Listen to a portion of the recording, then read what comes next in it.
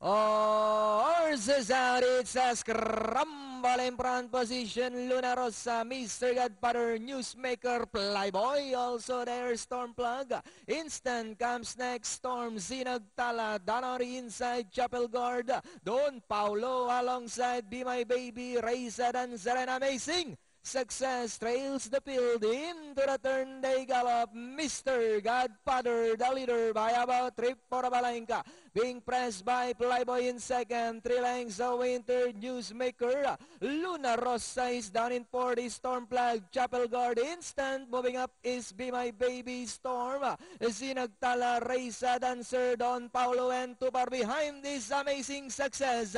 Inside the 3 octavo, Playboy takes the lead by Oralenka. Mr. Godfather drives back in second. Newsmaker in third.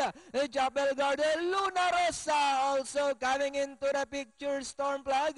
Instant Sinagtala. Be My Baby. Reza Dancer. Storm. Don Paulo and Amazing Success. As they come down at the last 200. It's a bunch of horses fighting it out for the lead. Moving up on the outside. Playboy. Chapel Guard. Moving up by the rail.